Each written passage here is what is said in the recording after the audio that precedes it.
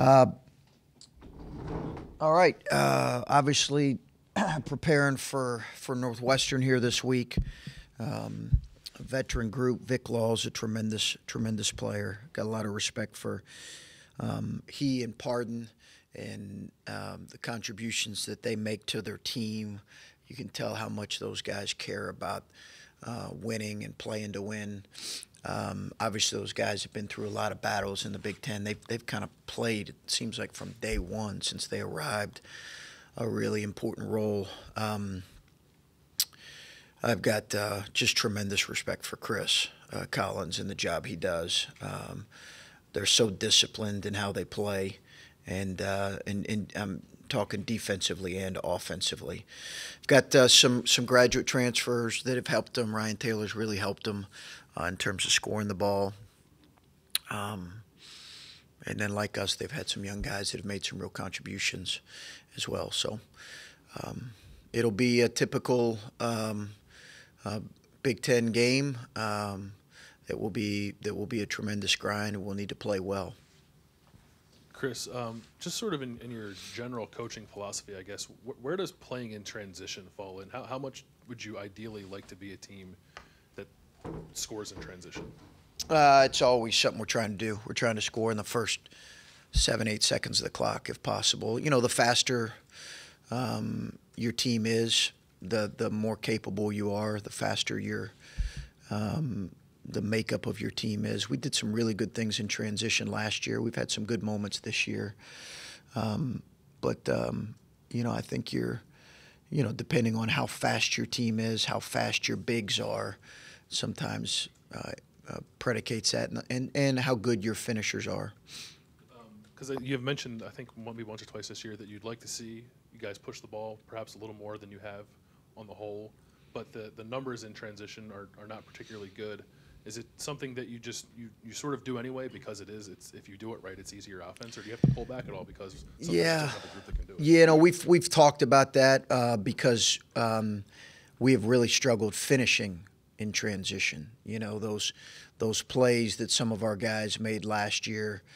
In particular, JT was a really good transition finisher, right? Get ahead of the ball, take it and go finish. We don't have necessarily the makeup of our team isn't guys like that. So we have talked about potentially pulling it out. But I would like for our guys to be aggressive in transition. If we have a 2-on-1, a 3-on-2 opportunity, I don't think I'm ever going to want our guys to pull that ball out in that situation. I'm just not. And we've got to get better at finishing. We've got to get better at completing plays. I understand we've gotten our shot blocked on a number of occasions in that situation, and we don't always convert. But man, it goes against kind of who I am to tell our guys in a 2-on-1, 3-on-2 situations, a numbers advantage. Hey, back it out and let's run a offense. It might be easier to lead when things are going well and everyone praises leadership when you're winning, but sometimes it's more important to be a leader through the tough times. How have you seen CJ coming along? I think CJ's done a good job. I think CJ is, what I love about CJ is he really cares about the team, and he cares about Ohio State winning. I just believe that wholeheartedly, and I think out of that comes a lot of good stuff. Do I wish that at times he'd be a little more assertive in some areas when it comes to that, and be more demonstrative in his leadership? Sure, but man, I just love the kid and his how badly he wants his team to perform well, and sometimes that even hurts him on the floor. But I think he's done a good job. I just think, he's also, needed some help in that area. It's hard when, and I think Keyshawn's done a good job given his, short time here. Joey in his own way has, but I think CJ's done good. Following on that, with looking back on that game and the offensive struggles in the second half, a lot of it coincided when CJ rolled his ankle. Yeah. If he's healthy in that second half, I know, it's hypothetical, but would that have helped you? How much would that have made a difference, given what he gave you like in the first half? And yeah, I think it would have, because I think he would have helped. I think he would have helped on both ends. We had some situations where we got attacked. One of our young kids got attacked in a certain couple situations there that broke the game open. And you'd like to think that CJ would have been better defensively in that situation. But also, I think his ability to maybe make a play, make a shot. It was such an interesting game because it was about tied with 7.5 minutes to go, and then kind of finished looking like a blowout. But certainly he would have helped. It's interesting to me that we've talked so much this year about Caleb and his importance and all the things that he does, and I don't know that we've maybe talked enough about how important it is what CJ provides. And it seems the last 7-8 minutes of that game really show that when he's not on the court, just how important he is to this team's success. Yeah, and I think he's had moments where he's obviously really, really helped our team, and then I know he's had moments where he's struggled, but at this time of year, most times, you're going to rely on your older kids and your seniors and play through some of their mistakes. And it would have been nice to have him on the floor, but it's not the reason we lost the game. But he would have made a difference. You mentioned Sunday about talking about Caleb Wesson's fatigue, and has your approach changed with Caleb in the practices, or what did you see as the cause of that fatigue down low? Or? I think it's season, the wear and tear of the season. I think he's a big guy. He's not a guy that can just motor up and down the floor. That's not necessarily who he is. It's not who he's ever going to be. So it's harder for a guy that is that big. So I think it's that, and I think it's probably the how many minutes he's played this season. We've done some things. I don't necessarily want to get into some specifics, but we've done some things this year differently to try to keep him at a higher fitness level. He's done some things, I should say, with our strength staff. But we got to continue to keep our thumb on that. And heading into this game, you already mentioned Vic Law, but over the last 3 games, Northwestern has started 2 centers along with Law. Yeah. Kind of how does it seems like another matchup for Weston in terms of a physical. It's a big matchup. Just how is that approach moving forward, especially against another team that's maybe a lot bigger? Yeah, Pardon is both of them really, but you're right. They've started a bigger lineup, and Pardon is really, really physical. Both guys are that they start. We'll see if they start that way tomorrow, but he's got to do a good job competing and fighting, because it's like you said, he's going against a guy a couple years older who's a really physical player. A couple guys that are big bodies he's going to be going against. Chris, one of the consistencies this year has been the inconsistency of three-point shooting, outside shooting. When you make them, you're right there. Yeah. When not, it can be a problem. Yeah. I'm just curious. I don't think I've ever asked a coach this. Not frustration, but what's the challenge of coaching shooting? Because other things you can do in coaching, positioning, but shooting is kind of what it is. What do you do with that, and what's it like watching that when do you know it's on or off? Yeah, I think it's a lot of times this time of year it is a confidence thing, and so it can be delicate.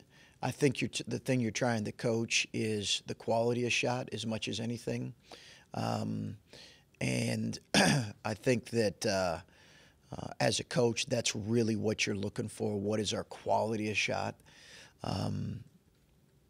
Jeff Van Gundy's famous line, "It's a make or miss league," in talking about the NBA. I think that's true in a lot of. There's no question that's true in basketball in general. It's a little bit like foul shooting, but you're sensitive to how much you're getting on a guy about making shots.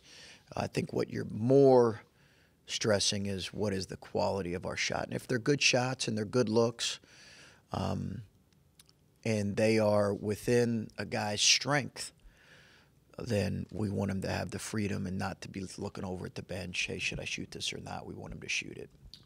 What's been the quality of shots season long, and maybe from the first of the year on? How would you gauge that? I think it's been good for the most part. There's been moments where it's not been good, and some of that's a byproduct of the defense. I think that our shot selection gradually as the seasons went on has gotten a little bit better with certain guys, but I think our shot quality's been pretty good. I think we've had some guys, because we can struggle to score, that at times are trying to do things that maybe they're not quite ready to do, or it's not quite in their strength right now, whether that's something they need to add to their game or whatever the case may be. That happens when you have a group that can struggle to score the ball at times. And last thing, you've Washington and Muhammad. Is there a freshman wall? Is there such a thing? I mean, Luther had the one game where he was on fire, and then he's hit a bump here big time. Perhaps there may be. I think there's normal. The dog days of February, normal fatigue when you're leaning on guys as much as we have, in particular with him. He's just got to keep working, and he's got to stay with it. He's got to control what he can control, which is his preparation, his rest, his preparation for practice. I'm sure, they probably played about a season and a half of high school basketball right now. So there's going to be general fatigue, but that's the case for most freshmen around the country right now. A guy like Luther, who kind of from day one has been a pretty high-minute guy, might feel it more than others. And we feel it as a team when he struggles. Chris, since you talk about how much this time of year is confidence, we've talked about your honesty before. Do you have to make an extra effort when in game to make every constructive criticism sound like a compliment because of how crucial confidence is? I think at times I think you want to be real, but at the same time, I think as much as you can coach positively right now in league play in general, the better. Particularly when you have a team like we have with some new faces and some young guys. There's no question that things need to be addressed, and it's not always going to be roses, don't get me wrong, but I think that as much as we can, we want to try to coach in a way that's constructive and that's positive.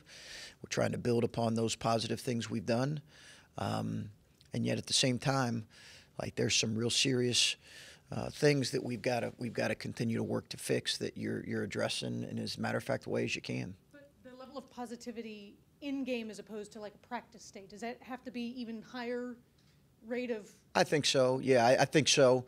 I'm not big on it being too manufactured or false, because I think you can't fool players. But I do think that, I think it's something you're aware of as a coach. Can you bring a positive approach this time of year? And you talk about all the new faces and young guys. CJ mentioned seeing the first March Madness commercial. It's that time of year. Do you have to stress to this particular group to live in the moment, not look at the big picture, or is this a group that doesn't need that message, just does it because they're in a routine and because you've stressed it all along? Yeah, our only focus is Northwestern, and that should be our only focus right now, is preparing for Northwestern. I can't control obviously what kids see in their own time, but that's our only focus right now. That should be our only focus. But do you need to tell them that, or do they just sort of adopt that philosophy on their own? Well, I think they'll sense that as we continue to prepare for them, that's the only thing we're talking about as coaches is Northwestern and getting better. Chris, I was going to follow up on that as well with the tournament, because last week I asked you about the bubble, and you're not ready even think about that stuff, and that's not part of coaching. But you touched on the players and their outside time. You know, we obviously talk about it a lot. They're going to hear about it. Some of them will seek it out. I mean, what's the balance? You just don't ever bring it up, or do you? We talked about it in the past, you know, a time or two, but I'm not quite sure what the benefit of talking about it is, you know, or what are you gaining from that? Our focus needs to be on getting better and preparing for Northwestern and trying to limit our turnovers and trying to do basketball things that this team needs to do to improve and try to keep our guys in a positive mindset and a positive frame of mind. They know there's a lot of season left to be played, but our only focus needs to be on just can we be better today in preparation for what's coming tomorrow. And it sounds boring, and, you know, I'm okay with that. You play Northwestern tomorrow. You guys have almost been through entire regular season, and then in 2 weeks you'll play them again at their place. Is there an extra challenge in that? How do you view that as a coach? Say the last part. Say the part again. How do you view it as a coach when you play a team and you've been through a regular season and then you go to their place just 2 weeks later? Yeah, it's interesting. It's an interesting dynamic with how the schedule this year falls with, you know, we had a little bit of a similar issue when we were in the Big East where you wouldn't see them all year and then you play them again like a week and a half later. It's just a weird kind of scheduling quirk that I'm not sure why it comes up like it does. I'm sure there are other teams in the Big Ten outside of us and Northwestern that faces that. But, you know, it'll obviously mean that both teams will know each other really well when we play each other a second time. You kind of know each other really well at this point anyway because of how much film is available and how much of the season has been played. But when you're playing that quickly again, obviously we're not worried about that now, but it's unique how quickly your turnaround is. Going back to the freshman wall question, Dwayne kind of hit a stretch earlier in the Big Ten schedule where he kind of went through a rough patch, and we asked you about why Luther is still continuing to be consistent every single game. Yeah. And you talked about his conditioning, and now he's 4 for 25 in his last 3 games here, and some of those shots, especially in the Michigan State game in the second half, seemed kind of forced. Yeah. Does it seem like it's getting to him because he's finally having a stretch where things just aren't going his way at all? You know, I don't want to speak for him. You'd have to ask him that. I'm sure he's frustrated, you know, with just kind of not feeling. What Luther's got to concentrate on is, hey, am I taking good shots? Am I staying aggressive? Am I competing on both ends? Am I bringing what I know I can bring to this team to help this team win possessions? And he's not got to worry. You know, he's got to resist being frustrated with anything outside of that, as do all of our guys. Hey, it's easy to get frustrated this time of year. You know, for every program, you got to fight some of that, and you got to be willing to kind of push through and figure out what you can do to impact the game. Did you have a question? No. They got it. I Okay. just wondered, you know what's in there. Great first half in East Lansing, so there's hope you can get it. Yeah, I think you try to build on some of the positives. That we try to do that in every game. Clay, really, we're just trying to, you know, look at, hey, what did we do in a positive way, and how do we build upon that? It's a little bit to Lori's question on building off the positives, and I think you're also trying to address some things on maybe why we struggled like we did beyond giving credit to Michigan State in the second half.